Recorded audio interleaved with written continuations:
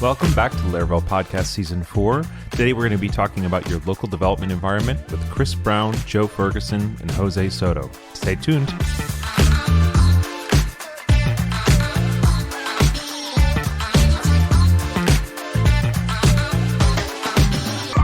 All right, welcome back to the Laravel Podcast Season 4. Each topic is about a single episode that we try to really focus on, trying to bring this conversation both in a way that brings something new to people who've been using Laravel for ages, but also trying to make it really approachable and understandable for people who are brand new to the Laravel community.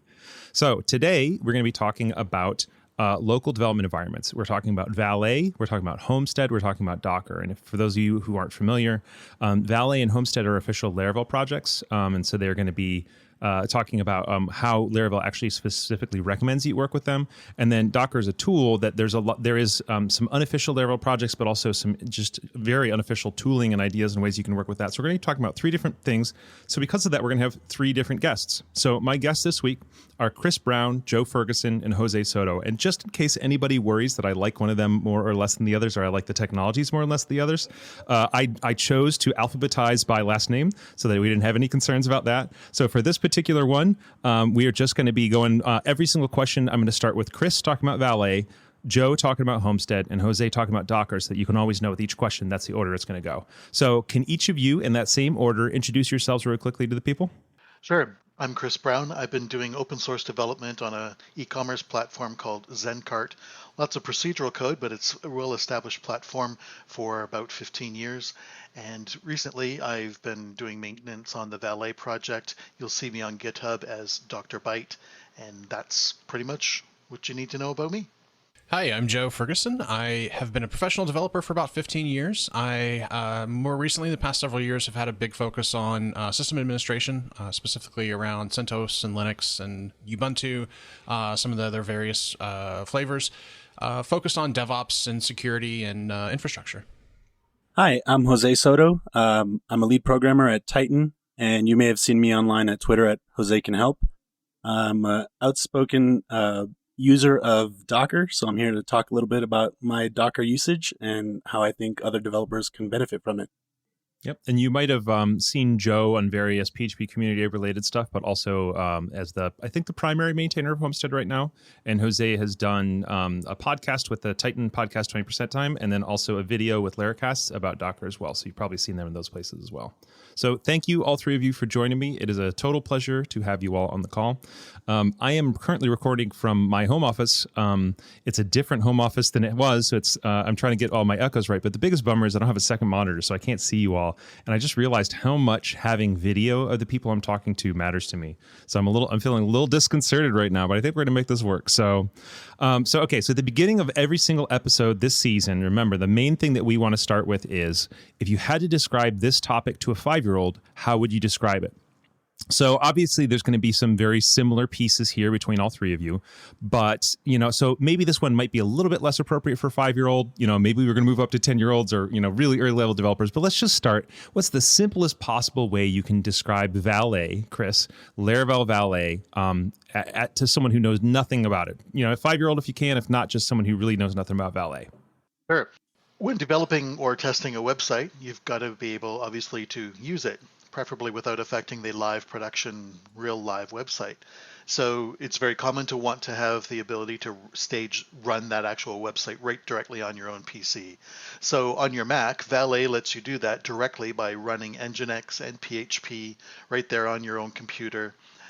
It also helps set up SSL certificates and do DNS resolution, and even allow sharing to outside resources for remote testing. And all of that without the overhead of Docker or virtual machines. Ooh, all right. The fire is here. We're ready to go. All right, Joe, if you had to explain Homestead, and again, these ones are a little bit, we're talking about Nginx and SSL cert, so it's obviously not all 5-year-olds, but the simplest possible way that you can explain Homestead in a kind of similar way that Chris just did Valet. Yeah, so the basic introduction to Homestead and what it is it's a way to run a server on your machine, with the key differences being that it is emulating or virtualizing every piece of a server. So you're using a virtual CPU. Your CPU on your host machine is virtualizing a virtual CPU, virtual hard drive, video card, drivers, all that fun stuff for an entire virtual operating system. So it's like running another computer in your computer that is completely self-contained and isolated into its own environment. And you can custom configure and provision and spin up and destroy these machines at will, and you can restore them to a known working good state relatively quickly. And it's just a good self-contained, don't have to install too many tools on your host to be able to use. All right. Thank you, Joe. And Jose, what about Docker? And I know that Docker is probably the hardest one. So if you could give us just a little bit of an idea of what Docker is and then kind of what Docker in development looks like. I know there's a couple different contexts. Absolutely. There, so. Yeah. I had a real struggle trying to think of how to make this palatable for a 5-year-old, but I'll do my best. So Docker, in a way, is it's a way to virtualize small services, and in doing so, being able to host an entire application. So wrapping application into smaller containers, being able to run them all on a similar machine, and it being more efficient than using something like Homestead, which virtualizes your entire operating system. Docker can take smaller services and use the same resources to run those and virtualize those in a containerized environment. Yeah, that's good. And a few more gauntlets thrown here and there. So I'm gonna, now that they have given you the basics, I'm gonna give the simple version, and this simple version wouldn't have been enough. So I appreciate you guys giving a little bit more in-depth versions. In my perspective, Valet is, so let's say to run a development environment, whether it's production or local or anything like that, you need things like Nginx, and you need things like PHP, and you need things like MySQL. So Valet installs those things on your Mac really easily. Homestead spins up, uses Vagrant and Virtual Box and stuff like that to spin up a fake little computer. Virtualized is the word we're using, but it's basically like a whole pretend computer running the process on your computer, and installs all those things on that. And then Docker allows you to spin up a whole bunch of little fake mini pieces of computer, each of which have individual pieces. So Homestead and Docker are very similar in that the things that are serving your website are within little containers. They're within little virtualized pieces of computer that are running on your computer. But Homestead is all in one, and Docker can be all in one. And I think that might be what Vessel's like. But Jose, you can tell more about it. But often Docker is, a little bit at a time. Homestead's all in one, and then Valet is all in one. But that one is your computer, and there's pros and cons with all that one being your computer. So kind of three different approaches that share certain pieces for sure. So we've already gotten a tiny bit into the selling points. But Chris, can you tell me for Valet, what is the biggest selling point of Valet, and what technologies is it based on? Sure. It's obviously based on Nginx and PHP, as I had kind of mentioned, running directly on your computer. But the key thing I think that differentiates it is it's very close to the metal. It's running directly on your own computer. So Nginx is running right there, PHP right there. It depends on Composer to install Valet. It uses Homebrew to manage package installation of all these services. It has DNS mask built in order to do all the name resolution. And all of that's running right there. SSL certificate generation is done internally and managed into the keychain of your OS. Those are the primary reasons why one would want it. There are, of course, limitations to it, and we will talk about some of those a little bit later, I'm sure. But primarily when you want the speed of something right there and then, and you just want to get running, it's a great option to start with. Yeah. So you have the speed both with the bare of the metal, but you're also saying the speed of how quickly you can get it set up, right? Yeah, and Valet bundles a lot of that for you. All right, so Joe, can you tell us a little bit about the selling point, not just of Vagrant and Virtual Box or whatever else, or VMware, but what is the biggest selling point of Homestead, and what technologies is it based on? And I know I said a couple there, but could you go in a little bit more depth? Sure. So Homestead is based around the fact that you, the developer, may not know how to install Linux, and you shouldn't have to install Linux, let alone PHP or any of these other server tools or software. And it's for the user that doesn't care about understanding some of that. It's written in Ruby, so it's cross-platform, runs on Mac OS, Linux, and Windows, mostly the same way.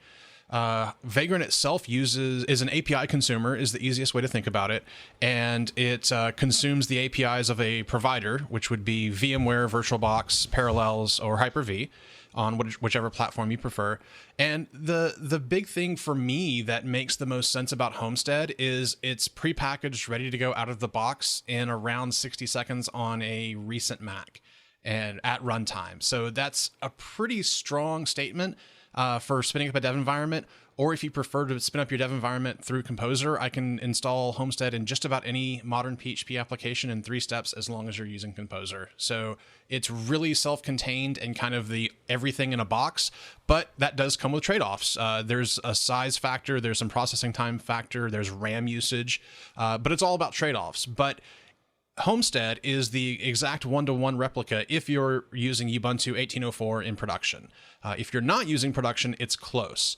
It is closer, in my opinion, than running Valet, because Valet's on your Mac, but it's kind of a trade-off. If you're on a lower-end machine, Valet is amazing. If you're on a really beefy machine, you may not notice the trade-offs between Docker and Vagrant. If you're on a Mac, you'll probably definitely notice the trade-offs between Vagrant and Docker just because of memory management and how these technologies exist on the Mac platform. All right. Thank you. And Jose, for you, what's the biggest selling point of using Docker in development, and what are the major options? I know it's not just that there's technologies based on, but there's different ways you can use it and different kind of pre-made groups of Docker tools for the Laravel world. So what's the biggest selling point, and what are the major options when you're thinking about using Docker for local Laravel development? So I think one of the bigger selling points for using Docker is similar to Homestead. You're going to be able to run the same application on any environment. It's going to make it exactly the same no matter where you run it. The biggest difference, in my opinion, is that you can pick smaller pieces of what you want to virtualize using the Docker environment versus Homestead. Homestead does tend to be a little beefier, like Joe was saying. It tends to be a little heavier on your systems, and with Docker kind of using the same resources for multiple containers, it's less of a factor, especially if you're running multiple containers. Whereas if you're running multiple Homestead environments, it will take up a lot more space on your system. As far as the options go for using Docker for Laravel development, you can go the route that it's kind of meant to be used and encapsulate an entire application and be able to deploy that using your Docker files or Docker Compose files. However, you can also use it if you're similar to how Valet is not really meant for deployment to production. You can use the same mentality in using Docker for your local development environment and just have it facilitate some of those services that your application requires. So that's really, Docker is very flexible in its usage, where you can use it in a very production ready focused environment, or just get something working on my machine and have it containerized so that none of the other services are conflicting with it. That totally makes sense. And when we're talking about using Docker, if you're using Docker, the kind of, you mentioned the way it was meant to be used, meaning kind of like you have a single container that's kind of containing all of that. There's Laradoc and Vessel. Are there any other common ones that are kind of prepackaged like that? There's lots of tools out there. I think Laradoc and Vessel are some of the more used ones. But yeah, And those two both kind of have that same assumption, right? Where you have a single Docker container with all your dependencies. So you're kind of using Docker a little bit like Homestead, or no? Yes. So Vessel. Okay. So let's start with Laradoc, because Laradoc is the bigger beast. There's tons of services that it allows. It really wraps up your entire application in containers and allows those containers to communicate with each other. You have a full-on networks, virtual networks communicating with each other. That is the production ready focus, is if you could use Laradoc for that. Not to say Vessel isn't, we'll get to that. But Laradoc has a lot more options. Vessel is more of an opinionated version of that, where there are less services available, and you just kind of have a smaller subset of services that you would require to run your application. So I would liken Laradoc to kind of like the bigger beast, and Vessel is kind of like the MAMP of Docker environments. So that's how I would differentiate the two. They're both great services, and I've played around with both of them. And I know that. Sorry, I'm asking more questions for Jose than anybody else, but I think he covers the broadest range of options here. There's one other way of thinking about it, which you have talked a little bit in a few of your common ones, where what you often do, and I'm going to tell the simple version. You've talked about how you instead spin up individual containers for individual services.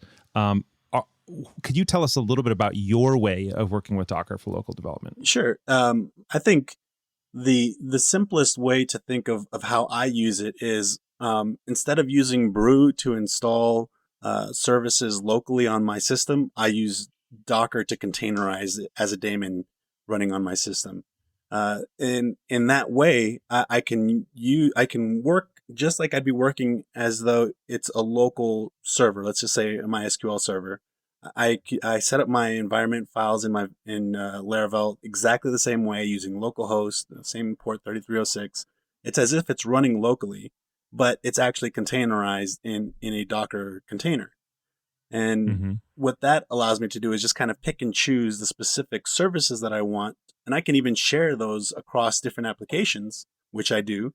But it's really a facilitator. I use that term quite a bit because that's all it really is. It's like it's what I use to communicate with those services instead of my local system. And so my flow really, it's working with Valet to host all of my sites across all of my repositories. But then if one of those requires a MySQL server, I just turn on my Docker container, my MySQL Docker container. Or if it requires Postgres, I can boot up my Postgres container. Same with Redis, anything else, my Elasticsearch, Mealy-search, whatever it is I need. I just kind of have these like one-off containers that I boot up and use. Sorry, I'm blanking here. And I use like virtual hard drives essentially that I connect with those so that I persist my data. I can bring those containers up and down, but I have a persistent set of data that I use across those containers. So I can even destroy those containers and not have to worry about losing anything, bring those containers back up at the point that I need them. That's helpful. And so I think that's the helpful idea here for me is that we've got Valet, which is installing all the dependencies on your local machine. We've got Homestead, which is installing all the dependencies in a virtualized machine. And in Docker, there's at least two very distinct ways to do it. One of them is to install all your dependencies in a single Docker container using something like Laradoc or Vessel, which is very much like Homestead. And then you've also got Jose's way of working, who I don't think I've seen many other people talk about, which is much more like Valet, but instead of using Homebrew to install the dependencies, you're using individual Docker containers to install the dependencies. So we kind of have four ways of working, and of the two Dockers, one of them is a little bit more like Valet, and one is a little bit more like Homestead. Does that sound right, everybody?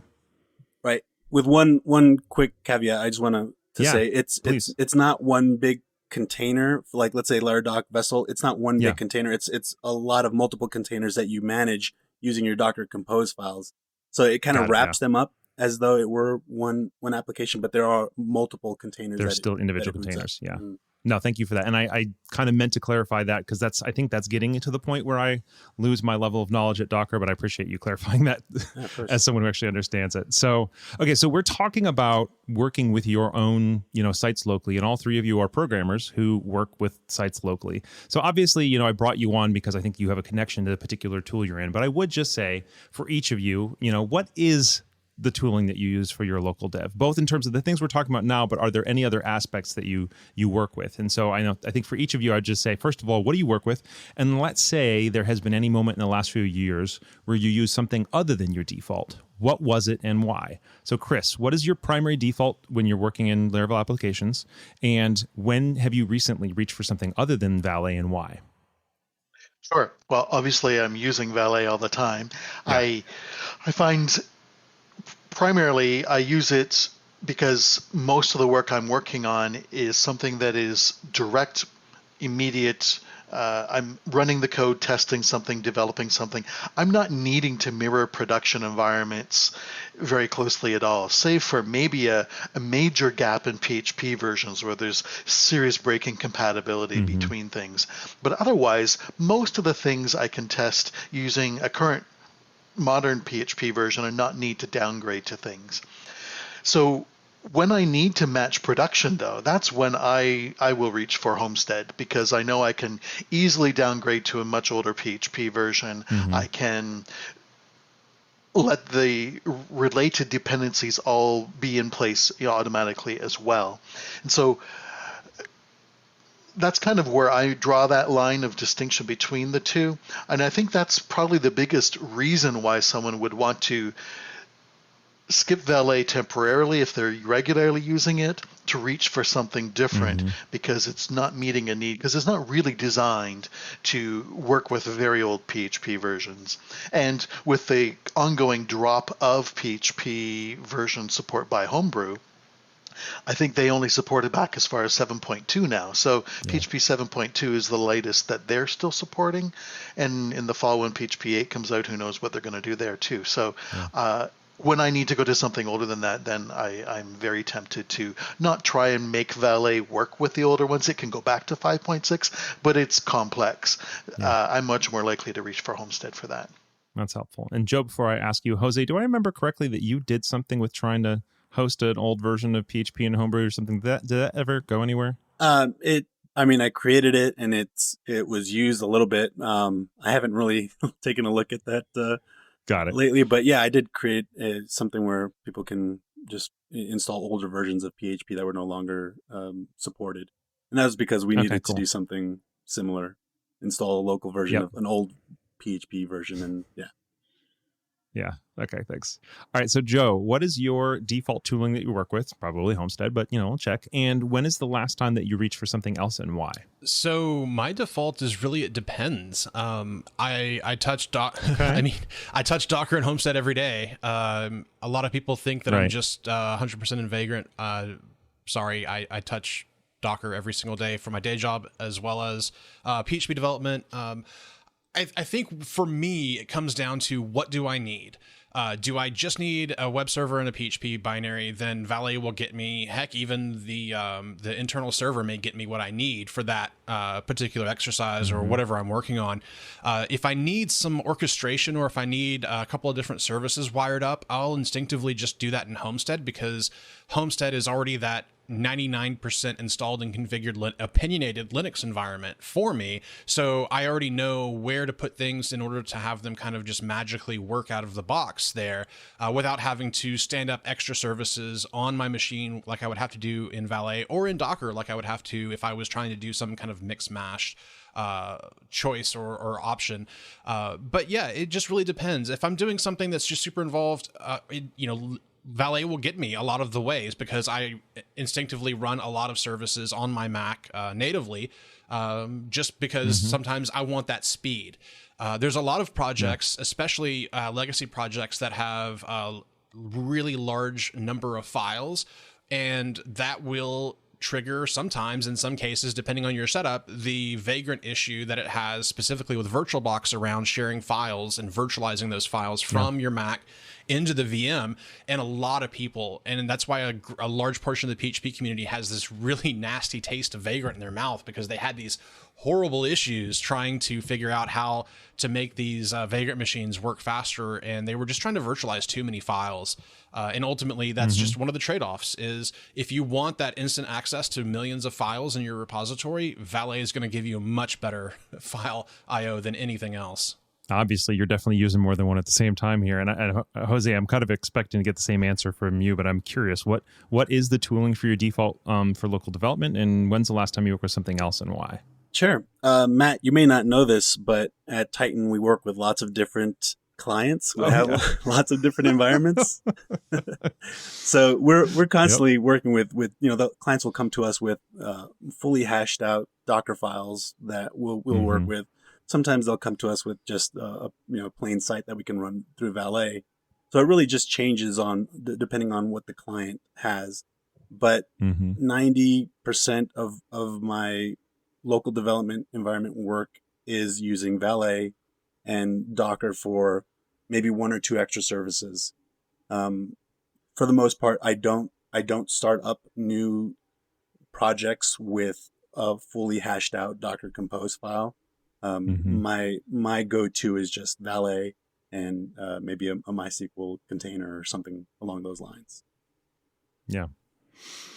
Yeah, for me, the majority of coding that I do these days where I'm actually doing the whole thing from A to Z is side projects and fun stuff. So Valet is the perfect fit for it. I just spun up a Laravel app. I'm trying to spin something out in a couple months, and it's on a modern version of PHP, and its complexity is not in its dependencies. Its complexity is in getting something done interestingly as quickly as I can before I run out of time. So Valet is the dream. That's why I built Lambo as well. I just need to be able to get ideas out on virtual paper quickly. I have not spun up Homestead in a long time, but we used Homestead for quite a few projects, especially legacy projects, and I still think the world of it when it's the right thing for it. And for the longest time, I fought Jose on Docker. But one day, I was doing my, everything's installed by Homebrew life, and something totally borked on my MySQL install. And I was just like, oh my gosh, I'm trying to start this all from scratch and blah, blah, blah. And Jose's like, why don't you just try this idea I have? And so he got me to download Docker and run like 3 calls in the command line. And all of a sudden I had a fully functioning MySQL client. And then very soon after that, I needed Microsoft SQL, which you can't do with Homebrew. And he's like, yeah, I don't think I even go to Jose. I just said, oh, maybe I'll look it up. And again, 3 lines, because I've installed Microsoft SQL on a Mac before, and it was miserable. And this 3 lines, 5 minutes, and I was just blown away. So I will say that, I think Homestead 100% has a lot of value. I use Valet every day. I have never worked with the Laradoc and Vessel style Docker, but the Jose style Docker is quickly becoming one of my favorite additions to my Valet use case. So I've got a little bit of all y'all's stacks in my day-to-day work. So, all right. So what is the most common challenge newcomers run into when they're trying to get familiar with or do more advanced work with your system of choice? And we'll start with Chris again with Valet. Yeah, I think one of the things I meant to mention earlier is that Valet doesn't require any special configuration per se to get it running. You just tell it how to. In fact, it already knows to look at certain directories on your computer to serve from those. So there's no custom configuration needed other than maybe just set up your .env file with the details for a certain project. As long as you got all that set up, it really just runs out of the box. But as far as common challenges, the things that would be the gotchas in that regard are maybe having old applications set up in your global composer JSON file, or you haven't updated global composer in a while. So I think it's a good idea to regularly run composer global update and make sure you have the most recent things in there, and even uninstall global things from your global composer JSON. Remove stuff you're not using anymore, or update version numbers and things like that. Otherwise you run into conflicts that just don't make sense, and you probably aren't even aware of those issues going on. Similar with Homebrew. Sometimes people don't run like the brew upgrade command. It will allow you to not only update all the lists of the recipes that Homebrew uses, but then of course also actually install the updated versions of different pieces. So that's how you can get a newer version of PHP and upgrade your Nginx to a more modern version of the software itself. Same with DNS mask and other pieces. I think probably the biggest challenge that people have is when they want to switch to older PHP versions, particularly what's not supported by Homebrew anymore. And so that's where, as Jose had talked about and Matt talked about, these custom taps that can be used to reference or leverage an older version.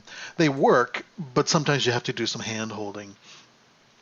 Another gotcha that you can run into is if you've got a much older Mac OS version, then sometimes the dependencies that are there by default in PHP, the pre-installed PHP version, can create conflicts because it's not compatible with the PHP code that we're using to actually write Valet and run Composer itself. So those are the primary challenges. And I think one of the other issues that people typically need to be able to navigate their way through is they just have the unknowns of the internals of how this all works. And probably this is the same with Homestead and Docker too.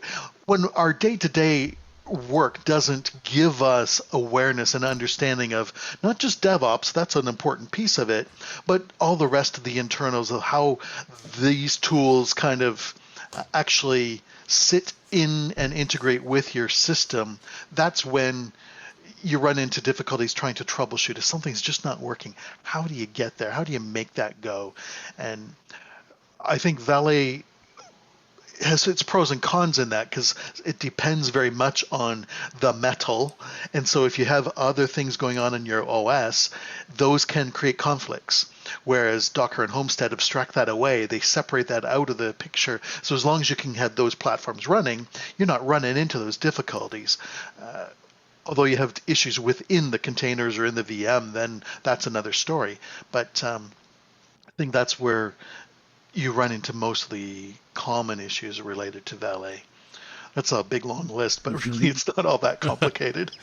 I really feel what you said, that was going to be the not knowing how it works is going to be really similar to Docker and Homestead. And I can't tell you how many times I correct people on how to use Vagrant or how to interact with VMs. And it really is one of those common challenges with Homestead is just getting your head wrapped around what is a virtual machine and what is it actually doing, let alone how does VirtualBox work, or how does VMware work, how does Hyper-V work. And then there's nuances to each provider in that Homestead is able to use that you kind of have to know about. And if you're brand new to these technologies, you may not be aware of them. You may not know some of the things. I just had to, unfortunately, break some bad news to a Homestead user the other day, where they opened an issue on GitHub, and they had the problem where their SSL certificates had expired. And the problem is Homestead's designed to be kind of short-lived. Spin it up, destroy it, and then come back to it when you need it. And we do all of this configuration at runtime. Called provisioning, which actually sets up Homestead for you. When you download Homestead and just install Homestead, it's Homestead for me. It's my opinionated Ubuntu Laravel box. When you actually run Vagrant up and it applies your configuration, is now your Homestead. So that's how it spins up all your sites. But some of the gotchas are not every provider works the same. So on some platforms and there's some differences. Like on Windows, networking is a bit of a pain if you're using Hyper-V. On pretty much all the platforms, VirtualBox has issues with file sharing, where it can be really bad performance, or it can be really good performance, and you'll have some other weird issues. The thing that kind of made me chuckle while you were talking about what some of the gotchas with Valet and having to deal with some of the issues with Homebrew is, I thought to myself, well, at least when Homebrew goes bad, you don't get a Ruby stack trace like when Vagrant goes bad. I mean, you want to anger a bunch of PHP developers, shove a Ruby stack trace in their face and ask them to debug it. So true. I mean, Vagrant is written in Ruby, so that's everything. Whenever you throw an error, that's what you see is you see a Ruby stack trace. If you didn't realize, Vagrant was written in Ruby, so is Homestead. Homestead has been written in Ruby since day one. There is a Ruby class that translates your YAML to the actual configuration that gets applied to the box. So yeah, not knowing Vagrant or not knowing how to interact with these boxes, not knowing how these VMs should be treated. They should be treated like cattle, not pets. That's kind of that's an engineering / DevOps type of way of thinking, to kind of, let them be short-lived and kind of blow up. And that user that came to me and said, well, I have this box. It's been, I did Vagrant up in March of 2019. And honestly, I'm surprised this VM was still running, because that is definitely one of the longest VMs I've heard about running. But it happens where people make these configuration changes, or they get something working and they never turn it off. And that's a really big problem, because Vagrant is designed to be configured and spun up, and if you make any changes to the environment, you're supposed to apply those in different places. And Homestead gives you the features to be able to do that. So if you need to have a file in one specific location, Homestead has functionality to allow you to make that happen. And if you don't, then if you run Vagrant destroy, which will destroy the environment and then spin up a new environment, your files and everything will still be there because you're sharing them through the mapped folders, which is going to be similar to what Docker does with volumes. But the problem is any configuration or change you've done since isn't going to be applied. So then you're going to have to go figure out what you've done and apply all those back. So it's kind of Vagrant is a lot, and Homestead is a lot to wrap your head around, but you don't have to know Homestead like I do. You don't have to get to that level of Homestead, especially if you don't want to. If you don't care about Linux servers, don't, go find what you're passionate about and get better at that, is my advice. Let me worry about Homestead because I love this stuff. That's great. Thanks for answering that. What about you, Jose? So similar to what Joe and Chris both said, the understanding of how it all works it's super important. And I think that's one of the more challenging things for newcomers with Docker. In my experience, I come from a systems administration background, and I talked about this in the 20% Time podcast, but having gone from just straight working on servers to using something like Homestead, I had a better understanding of kind of how to manage it. I could SSH into my machine. I could make some changes. I could bring the machine down, bring it back up, and I knew more or less what was happening. But then jumping into Docker, trying to transfer that knowledge over to Docker just didn't work because the system is set up so differently. The whole the ephemeral idea of bringing up a Docker container and bringing it down and the file system changing and understanding what parts of the file system change and what parts don't. It's a huge, it's a big help to know that, but it's also a big hurdle that newcomers need to get over in order to use something like Docker efficiently on their local systems. And of course that it all comes along with, Docker commands. And there's what is Docker Compose and how do I use Docker Compose? When you start reading through the documentation, it's just there's so much data being thrown at you that if you don't really have someone to kind of lead you a little bit, it can get very overwhelming very quickly. And that led me to, over the course of a couple of years, I just kept going back to Homestead because Docker just was so confusing for me. Yeah. And it was a lot of work for me to finally grasp and understand how to use Docker versus how to use something like Homestead. But yeah, I think like Chris and Joe both said, understanding what's happening and how it interacts with your machine is one of the bigger issues for new hurdles. Yeah.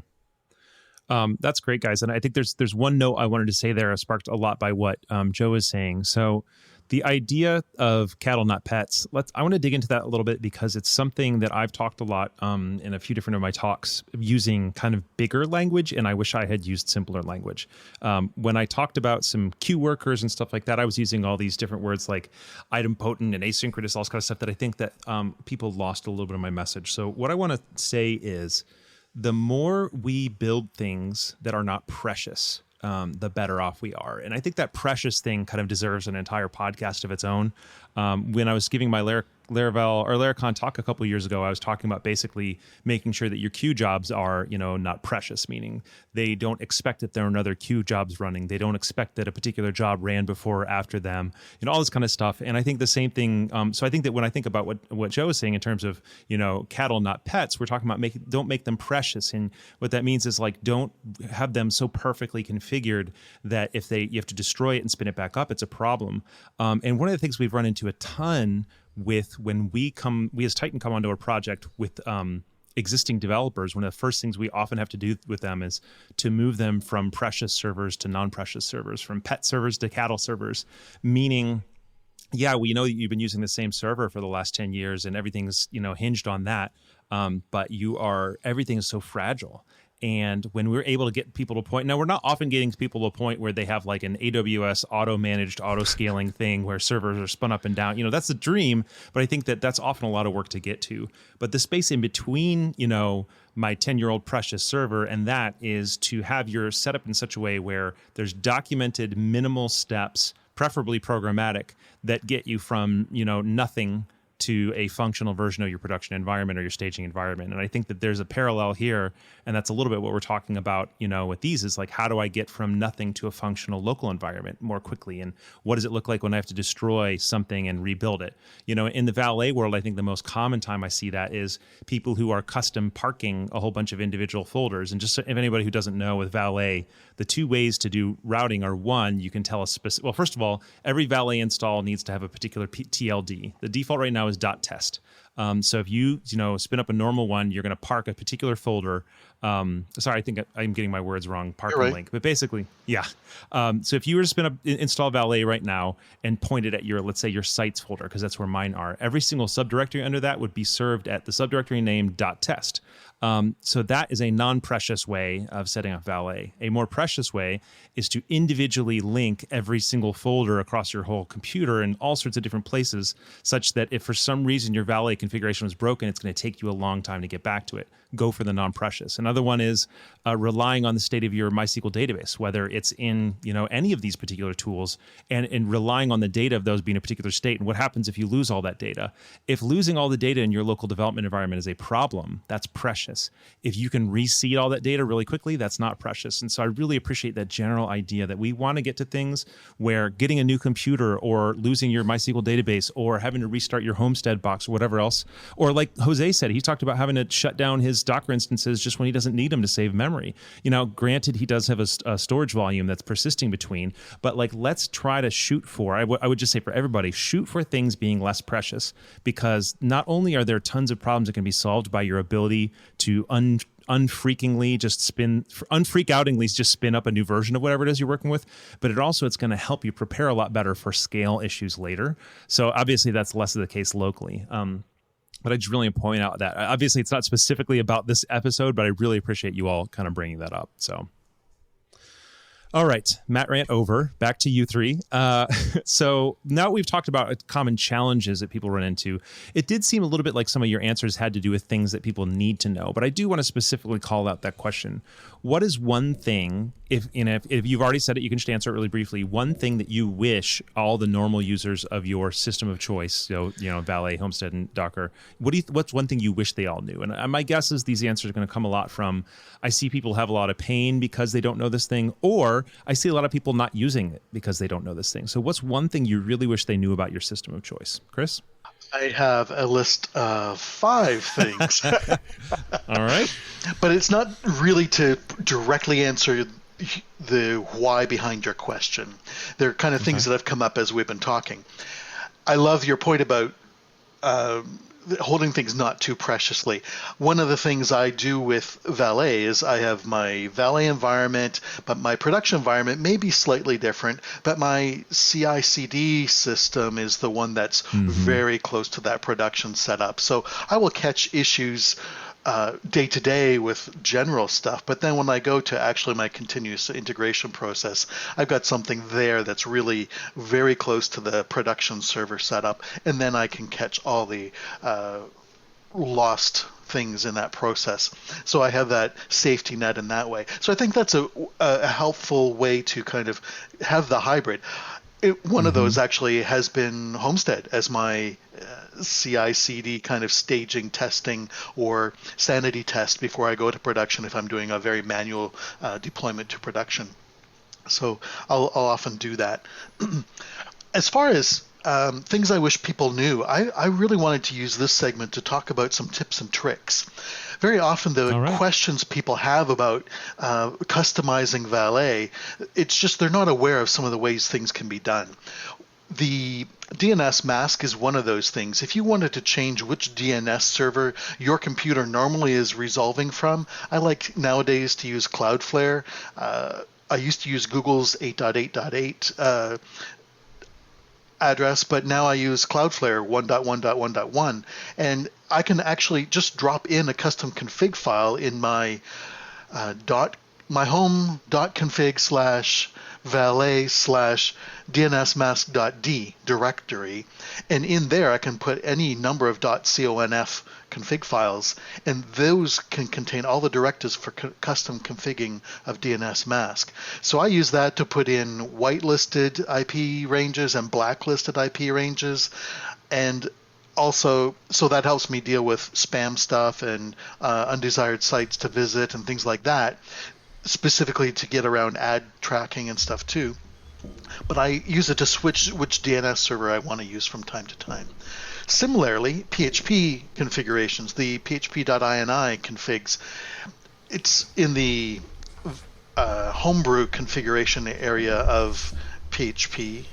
So that's /var/local/etc/php, and then your individual PHP version has its own conf.d directory, and in there you can customize all the PHP ini configs by putting custom new files in there. Don't edit the master one, add your own, and then you can easily spin up your new environment again by dropping these custom files in if you ever had to reconfigure your machine.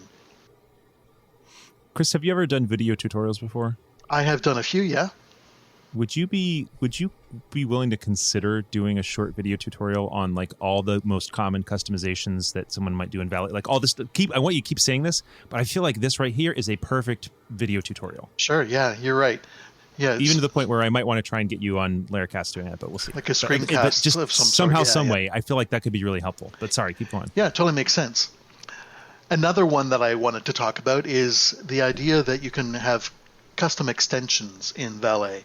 So these are the ability for you to create your own custom commands. So you simply leverage the built-in application package that Valet is using itself, and you can create your own custom commands to do all kinds of things like configure Mailhog or actually even do proxying or create your own custom commands that you might want to contribute as a PR to Valet.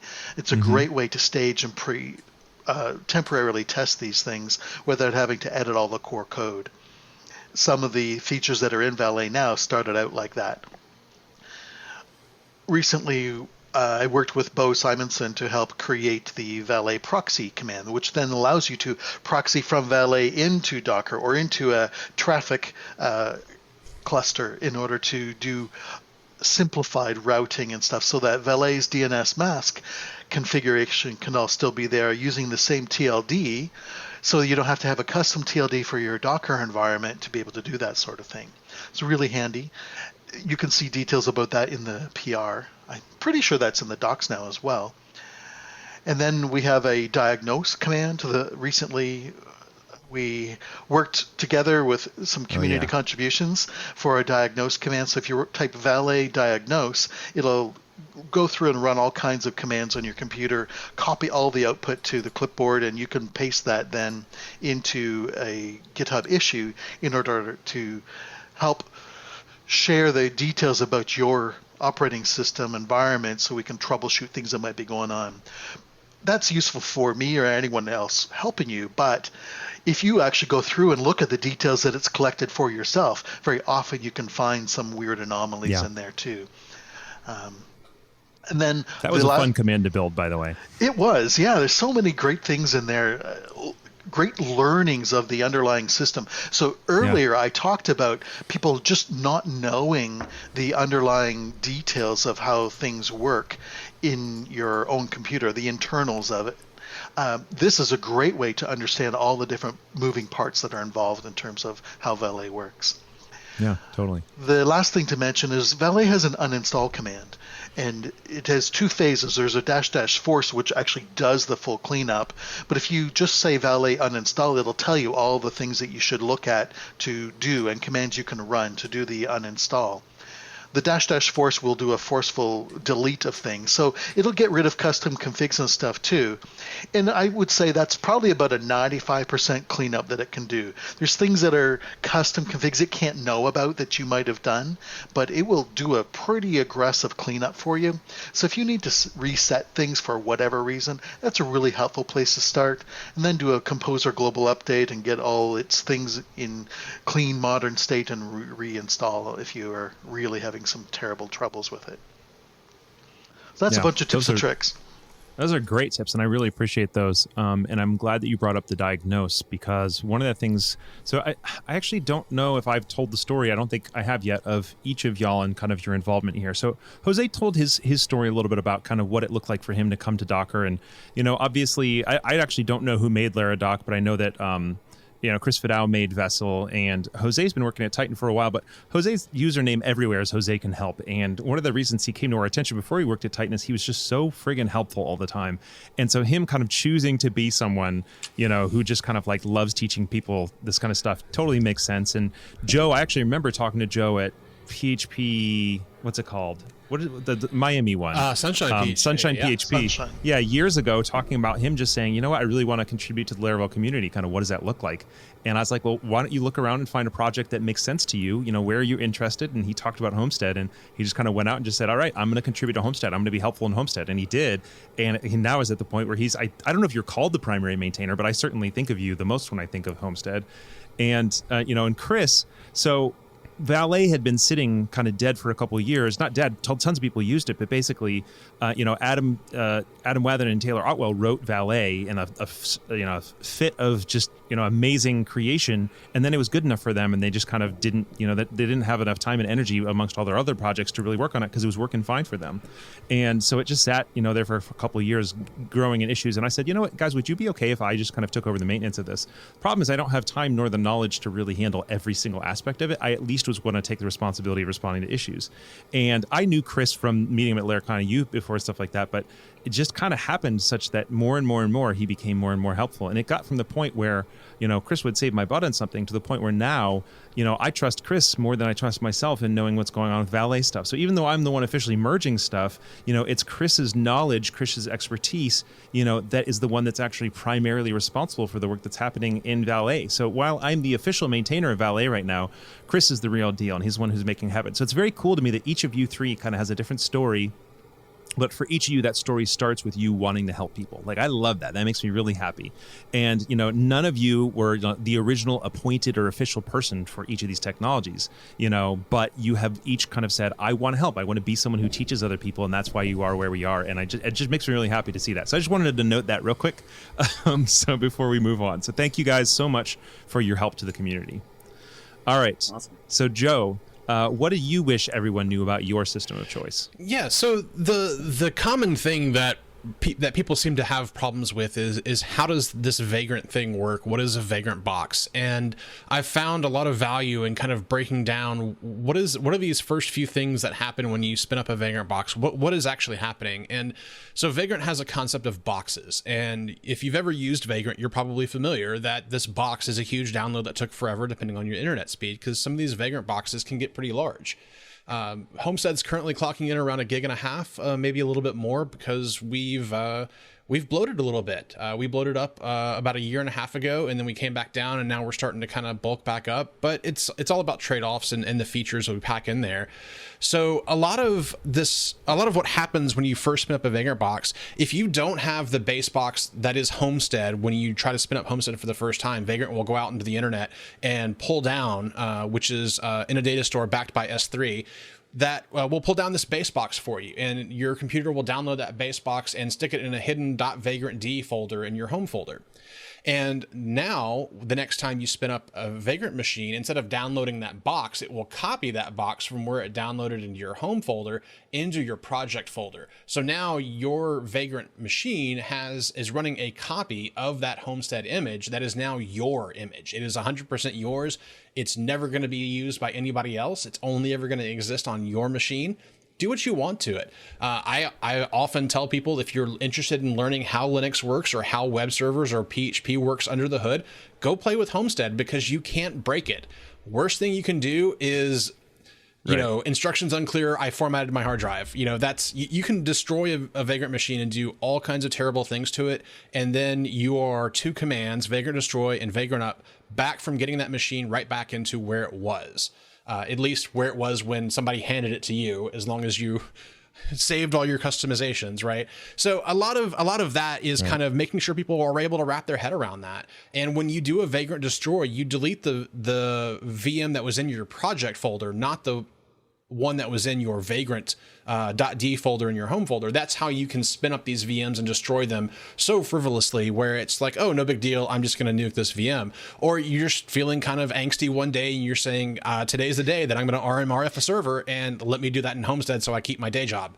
That sort of thing. So there's an anger management aspect to Homestead as well. It's like a punching bag. Exactly. And it doesn't care. It's not going to get mad at you for deleting it. The other thing that I think is super important to note about Vagrant is your experience with Vagrant will vary and is so much up to the provider you choose. The providers are the virtualization technologies, the hypervisors of sort. There's Hyper-V, which is native to Windows 10 Professional. There's Parallels, which is Mac OS only. There's a VirtualBox that is on every platform imaginable that is a free product. The other two are paid. Hyper-V is free-ish, but it's paid as part of Windows, so not technically free. VirtualBox is free, open source. Parallels is a paid product, and VMware is also a paid product. Something to note as well, if you're going to jump into the Vagrant ecosystem with VMware, because either your company is already heavily involved in VMware or you already have VMware licenses, you will need to buy a Vagrant VMware license, which allows you to connect Vagrant to your VMware technologies or your products, whether that's Workstation or Fusion, what have you. A little bit of a downer there, but most companies that are using VMware are already writing huge checks to VMware, so it's just another line item. Not a big deal, but if you're a personal developer just trying to spend a little bit of money to get started in this, just note VMware is a little bit more expensive to get into. If you're on Mac OS, I highly recommend checking out Parallels. Small disclaimer, they do give me a open source license, so I get to use their software to develop Homestead on. If they didn't give me a free license for doing Homestead, I would buy this product because that's how good of a hypervisor on Mac OS it is. I wish it was multi-platform, but it's a really great hypervisor. The trade-off is the disk usage is a little bit higher than VirtualBox and VMware and some of the other providers. So it's there's no solutions. There's only trade-offs as much in virtualization as anything else that we do as software engineers. But yeah, so how Vagrant Boxes work and kind of the trade-offs with the providers is really the big thing that I wish more people knew or were more aware of when trying to diagnose or debug what their problems are with Vagrant. Not to dive too deep in this, but I've always just told everybody just go with VirtualBox, just because it's universal and easy and free. But I'm hearing you say that VirtualBox has some dismounting issues. So let's say money weren't a big issue. Would you say if you're on Mac, use Parallels, and if you're on Windows, use Hyper-V? Pretty much. Now, the one pain point there is that Hyper-V does not expose the networking stack, so you don't have the ability to have Vagrant set your IP or network stack in the VM due to limitations from Microsoft on Hyper-V. They just haven't exposed those APIs yet. So that is a pain point on Hyper-V. But I will say Hyper-V is the fastest Vagrant, fastest provider I've ever seen Vagrant run on. And my concerns around VirtualBox are mostly because there has been a long-standing bug in VirtualBox, the 6.0 branch as well as the 6.1 branch that causes... It's essentially a file system latency issue on the shared file systems. Ultimately, it comes down to you could actually have really weird issues happen when you do Composer install, because Composer will tell the file system that is being virtualized to, hey, write these files to this location, right? Well, the file system will write the location, will write the data, then report to the operating system, okay, I wrote that data, but the file system driver hasn't actually written the data to the shared disk yet. So when Composer continues on to its next operation, it's trying to access files that aren't there. And that is a bug that is still in VirtualBox that hasn't really been addressed because I have not had success exposing this bug to anyone at VirtualBox who wants to listen. So it's kind of a trade-off, and that's kind of why I've really started backing off recommending VirtualBox to people, is because it's almost to the point where it's more trouble than it's worth.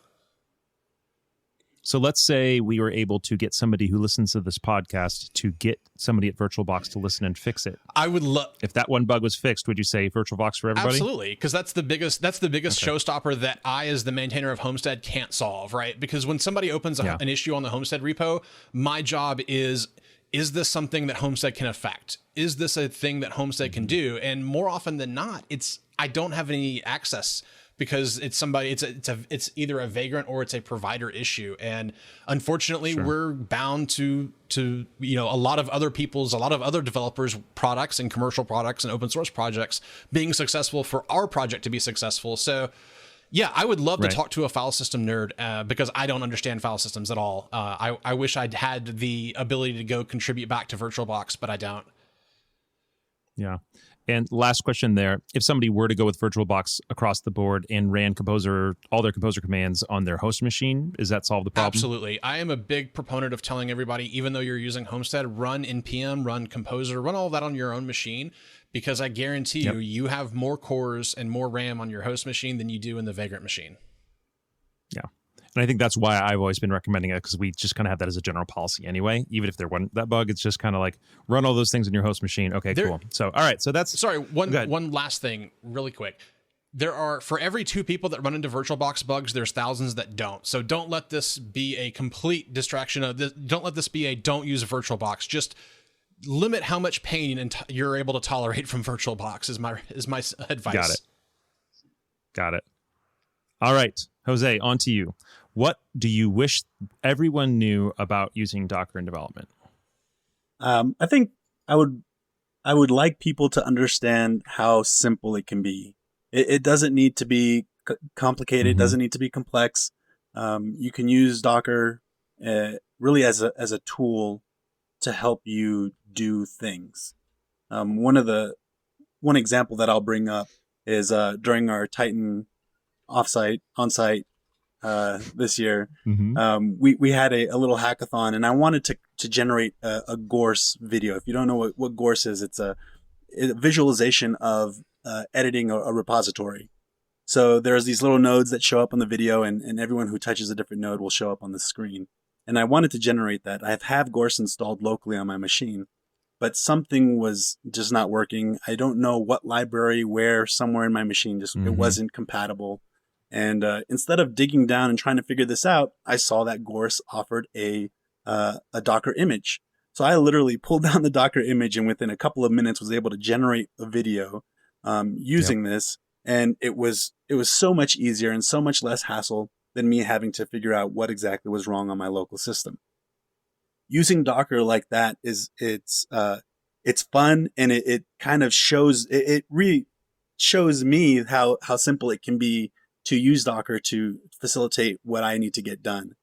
And so it is kind of overwhelming at first. When you hear about Docker in production and shipping Docker and all this, like it can get very complicated, but it doesn't need to be that way. And I think that's one of the things I would love people to just understand. That's great. Thanks, guys. Those are fantastic answers on those. As always, I can talk for hours, but we do need to start wrapping up. So I have 2 more questions for each of you. The first one is there any one last thing you'd like to talk about this topic? And then the second one after that, which we'll ask after I get all 3 to the first question, is what are some good ways for people to learn about this? Articles or docs or tutorials or anything. So first, is there any one last thing you'd like to cover that we haven't yet? And that's for Chris. Yeah, so with Valet, one of the things, I did kind of allude to this earlier, if you don't already spend some time getting to know Composer, get to know it. Understand how Composer works, especially be aware of what's in your Composer Global configuration, and update your Composer Global regularly. So run Composer Global update on a relatively regular basis. I run it pretty much weekly. I run Composer Self-Update also weekly. Yeah. I also recommend upgrading your homebrew on a regular basis. So run brew upgrade, I think it is. Yeah, brew update just updates the Git repo, but brew upgrade actually will install pending updates that it knows about. And if you're using or need to use a much older PHP version, don't be afraid to use a hybrid of all the things we're talking about today. Use Homestead, use Docker, use whatever works best for what you need in the moment. And don't feel like you need to stay stuck to one because you just don't maybe understand the other. Give it a try. They're not scary. They're not difficult. They maybe feel scary, but there's lots of value in checking it out, seeing whether it works, and use the right tool for the right job. Thanks, Chris. That's good. What about you, Joe? Anything else? Yeah, so like Chris was saying, don't be afraid to test anything or try out anything. Especially with Homestead, it's really easy to reset. It's really easy to break. I mean, you can break it as much as you want. I was talking about earlier that I do all kinds of terrible things to VMs. They don't care. They're just cattle. Remember, keep that in mind. Also, if you want to play with Docker and you're new to Homestead, you can really confuse yourself by installing Docker in Homestead. That is a feature we support. Oh Lord! So which actually is is probably better performance than Docker Desktop on Mac OS, if that's a flame war we want to get into. Oh, now that is interesting. Yes. So yeah, don't be afraid to learn new things and play with new things. It is something I always tell people, especially if you're curious about how a technology works or why. If you're sitting there listening to all this and you're going, why is that Joe guy so into Vagrant? Go play with it. Mm-hmm. Go see what it's about, and then you can make your mind up on how crazy I am. Either way, I've already made my mind up on that. Yeah. But yeah, great idea. And Jose, what about you? I say yes. Same as Chris and Joe are saying. Try it out. There's if you find that you have any issues or come across something that's too confusing, like my name says, I'm there to help. Tweet at me, hit me up. Jose can help on Twitter. I'm always there to give some good advice. So just try it out. Yeah, and I know all three of these guys will be happy to answer your questions, so I'll get their Twitter handles and websites and all that kind of stuff in just a second. But before we get there, for each of you, what are some good places for people to go learn about this topic? And and whether it's multiple articles, videos, or just documentation, what's the best place do you think to learn about yours? So, Chris? Valet's only real documentation is in the Laravel docs. So go to the Laravel documentation page, and there's a whole section on Valet, and that's where we maintain it. If you see something that's missing there, feel free to open a PR or open an issue in the Valet repo, and we'll talk about it, and we can collaborate on the right contribution to make to the Laravel docs, and you can have credit for that. So happy to support you in that process. That's great. What about you, Joe? Yeah, the Laravel docs are probably the best source of getting up to date on Homestead and figuring out Homestead. HashiCorp's vagrantup.com is the primary Vagrant site. You can learn a lot about Vagrant and how it works with providers going through that website. Yeah, and I'm also really active on the Laravel Discord channel, and there's a Homestead channel there that I monitor 24/7. I'm always around. If I'm not, I'm sleeping. So leave a message, I'll get back to you. But like like Jose says, I feel compelled to go change my Twitter handle now to Joe Can Help too. I feel so overshadowed by Jose here. That's right.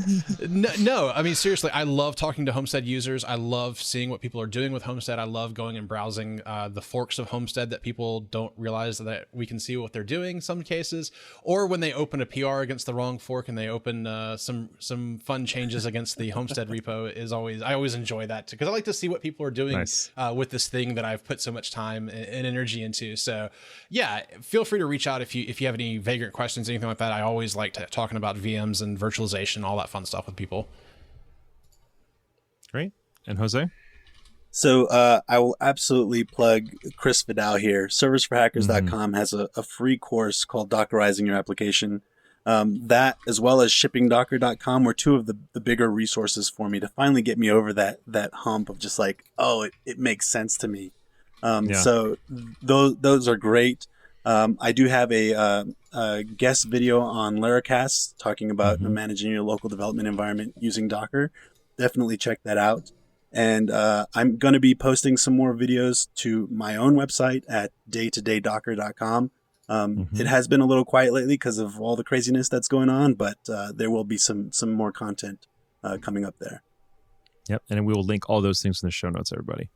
And a note in terms of Discord, there is a Valet Discord, but I will be honest that Chris and I both respond a lot more to GitHub issues than we do the Discord. So it's sort of something I check in every couple of weeks, not something I live in. So the better place is definitely GitHub issues for Valet. So let's talk really quickly, one last thing before the fun moment, of who created this. So I already acknowledged that Valet was originally created by Adam and Taylor. I assume that Taylor originally wrote Homestead. That's right? That is correct, it was all yes. Taylor. It's not okay. I didn't think it was a pair thing. And then so Vagrant's, HashiCorp, and Homebrews by whoever, the Homebrew team and everything like that. So a lot of those. And Docker is Docker its own company? Yes.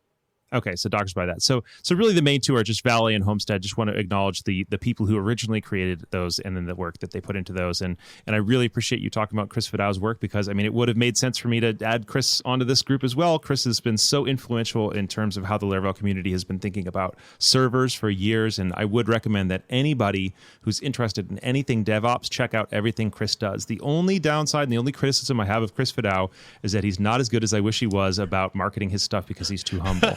So I'm going to do it for him. Everything Chris Fidao has ever done is fantastic, and he should have more people should read his stuff, except for that one article about hexagonal architecture, which should be burned from the face of the internet. All right. So personal fun moment. So I've got a quick question for each of you, which is, what is your favorite beverage in the world that is non-alcoholic? And this can be the name of a specific beverage or a particular, nuance or variant of it. So you can take a second, and Chris, you can start when you're ready. This is going to sound maybe trite, and if you look at my physique, you might disagree with me, but I'm a huge fan of just a high quality protein shake with some greens in it, and maybe some fresh veggies or fruit in it mixed together. It's one of the best energy boosts I find in the middle of the day, or when I need to reset my creativity or something.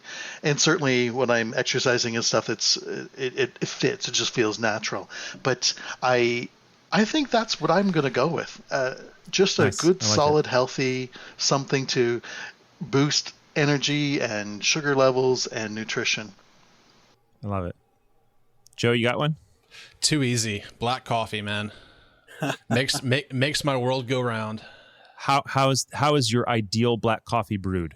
I will take coffee almost in any way I can get it. Okay. I do prefer the cold brew. I used to do during the summer, once it gets a little bit warmer, I do cold brew in a French press. Just let it brew for about 24 hours. It's amazing. It's one of my favorites. Also, there's a ton of different SaaS or services out there where you can get coffee from all over the world. I highly recommend getting one of those services and exploring the realm of coffee. And that was my next question for you, is do you have a particular region that you're a big fan of? Yes, all of them. Yes. All of the ones that have caffeine. I love it. That's great. All right, Jose? Yeah. Joe and I are going to get along just fine. It's funny. I took a second to think about that question, and I don't know why. Because coffee is... I knew the answer. Coffee is like second life for me. But my brewing and source. My preferred brewing method is pour over easily. I actually just purchased the Chemex, so I'm diving into that a bit. But yeah, Chemex, French press, pulled shots as a cappuccino or even an espresso. Like I any way you make coffee, I'll enjoy it. It's a great drink. Nice. And do you have a particular region that you love, or you just kind of give me the coffee? Yeah, no, any region, anywhere, coffee is good. Nice. Yeah. I like it. I'm going to answer this one, but I didn't think ahead of time, so I feel kind of dumb because I'm the one who asked the question. But the answer would have been one thing up until about 3 months ago, which was pour over. V60 pour over from Yirgacheffe is absolutely my favorite, and Yirgacheffe has been my favorite region for a long time. And I am a big coffee nerd, but I'm not the type to nerd about regions so much. Except every single time I've been blown away by a pour over, it's always been Yirgacheffe, and I went, okay, this is my region, this is my thing. But my doctor has me off caffeine right now, and so I have been trying to explore other options, and it has made me realize that I have been a sparkling water drinker since a kid, and there's this whole hotness right now with all those flavored sparkling waters. The interesting thing is, when I was a kid, we would drink sparkling water, a glass of sparkling water with maybe an eighth of a glass of grape juice, and all the time. That was one of our main things. And my mom would often do more grape juice than sparkling water, but I realized that I really like sparkling water with a little bit of flavor. And back in the 90s, in the US, there was a ton of sparkling waters that had all this sugar and all this other crap in it. And I just sat there dreaming, what if one day somebody would make a sparkling water out of the bottle and all it has is just a tiny little bit of fruit juice in it or something like that. So I actually do wish all of the ones that are really popular right now had a little bit of fruit juice versus the smell of fruit juice in them, but it's still better than anything that's been out there before. So I will say that the LaCroix and all those, I laugh along with all the jokes about them just being, like somebody sat some sparkling water on a mile away from an orange tree or something. I wish they had a drop of orange juice in them or whatever, but I still I realize sparkling water is one of my favorite things on the planet. So that's me. Thank you. Okay, so for each of you, I'd like for you to tell me, how can people follow you? What projects do you have going on? Even if you said them earlier, say them again. And is there anything they can buy for you, anything you're building, or any websites or email lists or anything like that? How can people keep up with you? Sure. I am not currently building anything and have nothing for sale, but you can certainly follow me on GitHub. I am Dr. Byte, DRBYTE, and on Twitter, Dr. Byte ZC. That came from my Zencart days. So absolutely follow me. I'm happy to help in any way I can. You'll not find me so active on Twitter, so GitHub's definitely the place to find me. Okay. Joe? Yeah, you can find me on Twitter at Joe P. Ferguson, Ferguson. I also write monthly for PHP Architect magazine, which is a magazine for the PHP community. I write a column called The Workshop, where every month I take a look at a technology or a product and kind of put it through its paces and kind of talk about what I like, what works well, how to do a thing. I'm currently in the middle of a CodeIgniter series where kind of showing off the new CodeIgniter 4 stuff. So it's kind of been fun to go back to some of my early CodeIgniter days and revisit some of that stuff. The article I'm working on right now is implementing Twig in CodeIgniter 4. So that's been kind of challenging myself to get a little bit more into the front end and make it sound like I know what I'm talking about. And I'm getting there. So check out phparch.com for PHP Architect magazine. There's a podcast you can subscribe to. Check out the magazine. There's books as well. Full disclosure, my wife is one of their editors, so I kind of am plugged into PHP Arch pretty well. Nice. I love it. And Jose? Yeah, you can find me on Twitter at Jose Can Help. I'm also going to start creating more content for Docker-specific local development stuff at daytodaydocker.com. And yeah, mostly just Twitter. That's where you'll find me. GitHub, same. Jose Can Help. Pretty much any platform. If you search Jose Can Help, I'll probably be there. I love it. Thank you guys so much. And for everybody, all of these links will be in the show notes, plus everything we've talked about once I get this all edited together.